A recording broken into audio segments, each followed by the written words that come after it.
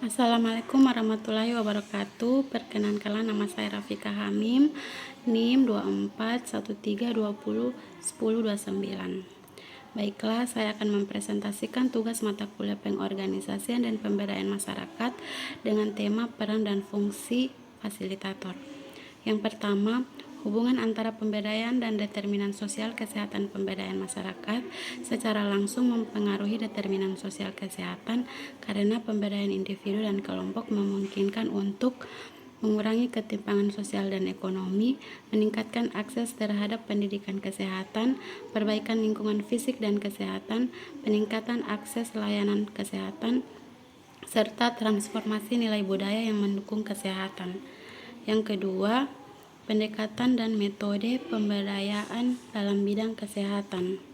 Yang pertama, pendekatan pemberdayaan masyarakat.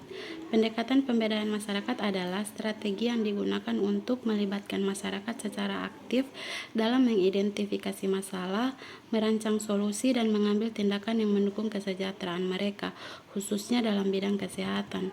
Beberapa pendekatan yang umum digunakan meliputi pendekatan partisipatif, fokus pada keterlibatan aktif masyarakat dalam semua tahap pemberdayaan, mulai dari identifikasi masalah hingga evaluasi program, memberikan ruang bagi masyarakat untuk menyampaikan ide, pendapat, dan kebutuhannya. Contoh, diskusi kelompok dalam menentukan prioritas masalah kesehatan. Yang kedua, pendekatan berbasis hak, yaitu mengakui bahwa masyarakat memiliki hak untuk mendapatkan kesehatan yang layak. Fasilitator berperan dalam membantu masyarakat menyadari hak-hak mereka dan mengadvokasikannya. Contoh, edukasi tentang hak akses layanan kesehatan dasar. Yang ketiga, pendekatan kolaboratif, yaitu mengedepankan kerjasama antara masyarakat, fasilitator, dan pihak-pihak lain seperti pemerintah, organisasi non-pemerintah, atau sektor swasta, menekankan pembagian tanggung jawab dan sumber daya untuk mencapai tujuan bersama. Contohnya, program kesehatan berbasis kemitraan antara komunitas lokal dan puskesmas.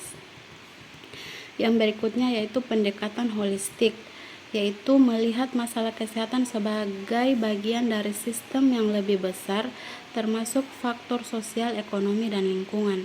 Pendekatan ini mengintegrasikan berbagai aspek dalam pemberdayaan masyarakat. Contohnya, program pemberdayaan yang menggabungkan pelatihan keterampilan ekonomi dan peningkatan kesadaran kesehatan.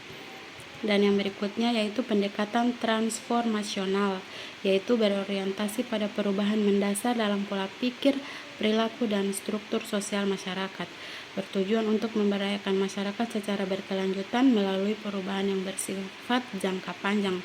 Contohnya, mengubah budaya buang air besar sembarang menjadi kebiasaan sanitasi yang sehat. Yang berikutnya, metode pemberdayaan masyarakat. Metode pemberdayaan mencakup berbagai teknik dan alat yang digunakan untuk mengimplementasikan pendekatan-pendekatan di atas. Metode-metode ini dirancang untuk memaksimalkan keterlibatan dan kontribusi masyarakat. Yang pertama, penyuluhan kesehatan, yaitu metode edukasi yang bertujuan meningkatkan pengetahuan masyarakat tentang isu-isu kesehatan tertentu. Penyuluhan dapat dilakukan secara langsung atau tatap muka atau melalui media seperti brosur, poster, dan video. Yang berikutnya, diskusi kelompok terfokus, yaitu teknik yang melibatkan sekelompok kecil masyarakat untuk berdiskusi mendalam tentang masalah kesehatan tertentu. FGD digunakan untuk mengidentifikasi kebutuhan, hambatan, dan potensi solusi. Contohnya, FGD untuk memahami alasan rendahnya cakupan imunisasi di suatu daerah. Yang berikutnya, pelatihan dan workshop, yaitu memberikan keterampilan dan pengetahuan praktis kepada masyarakat. Pelatihan dapat mencakup topik seperti pertolongan pertama, pembuatan makanan sehat, atau pengelolaan sanitasi. Contohnya, workshop pembuatan sabun cair untuk meningkatkan sanitasi dan pendapatan komunitas. Berikutnya, teknik partisipasif berbasis komunitas, yaitu menggunakan alat-alat visual seperti peta sosial, diagram pohon masalah, atau diagram alir keputusan. Teknik ini membantu masyarakat memvisualisasikan dan menganalisis situasi kesehatan masyarakat. Contohnya, membuat peta risiko kesehatan untuk menentukan daerah dengan potensi penyebaran penyakit. Berikutnya, pembuatan kelompok kerja, yaitu membentuk kelompok masyarakat yang bertugas menjalankan program kesehatan tertentu. Kelompok kerja ini biasanya terdiri dari kader kesehatan, pimpinan lokal, atau relawan. Contohnya, kelompok kerja yang bertanggung jawab atas pengelolaan bank sampah dan pengelolaan limbah rumah tangga. Yang berikutnya, role playing atau stimulasi. Teknik ini digunakan untuk melatih masyarakat dalam menghadapi situasi kesehatan tertentu. Simulasi dapat membantu meningkatkan keterampilan seperti menangani pasien dalam keadaan darurat atau menyampaikan edukasi kesehatan. Contohnya, simulasi tanggap darurat bencana kesehatan seperti wabah kolera. Yang berikutnya yaitu advokasi masyarakat, yaitu fasilitator membantu masyarakat menyuarakan kebutuhan mereka kepada pemangku kepentingan. Metode ini melibatkan pertemuan, kampanye, atau penyusunan kebijakan bersama. Contohnya, advokasi masyarakat untuk pengadaan puskesmas keliling di daerah terpencil. Yang berikutnya, kegiatan sosial berbasis komunitas, yaitu melibatkan masyarakat dalam kegiatan bersama yang mendukung kesehatan seperti gotong royong atau lomba kebersihan lingkungan. Metode ini bertujuan meningkatkan solidaritas dan kerjasama di komunitas. Contohnya, gotong royong membangun jembatan sehat atau sumur bor. Yang ketiga yaitu identifikasi dan analisis masalah kesehatan adalah langkah awal yang sangat penting dalam proses pemberdayaan masyarakat. Langkah ini bertujuan untuk memahami akar permasalahan kesehatan yang dihadapi oleh masyarakat dan menentukan prioritas tindakan yang harus diambil. Proses ini penting karena memastikan bahwa program kesehatan berbasis pada kebutuhan nyata masyarakat, membantu mengalokasikan sumber daya secara efisien untuk mengatasi masalah utama, dan mendorong masyarakat untuk memahami permasalahan mereka sehingga lebih termotivasi untuk mencari solusi. Yang keempat, peran fasilitator dalam tahap formulasi, implementasi, dan evaluasi kebijakan kesehatan.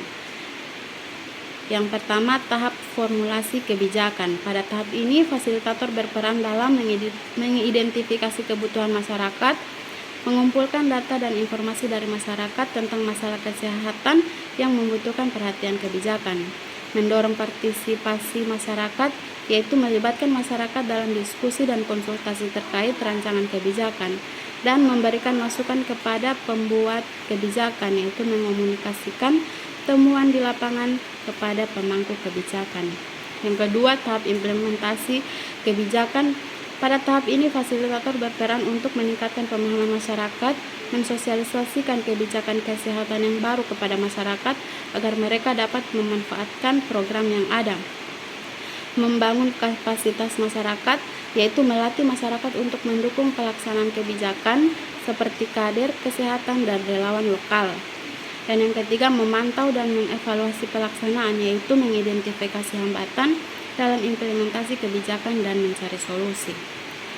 Dan yang terakhir adalah tahap evaluasi kebijakan. Pada tahap ini, fasilitator berperan untuk mengumpulkan umpan balik, mendapatkan masukan dari masyarakat mengenai efektivitas kebijakan dan yang diterapkan, menganalisis dampak kebijakan, yaitu melakukan analisis untuk melihat sejauh mana kebijakan telah memberikan manfaat nyata, menyampaikan hasil evaluasi, yaitu mengomunikasikan temuan kepada pemerintah dan pemangku kepentingan lainnya untuk memberikan kebijakan.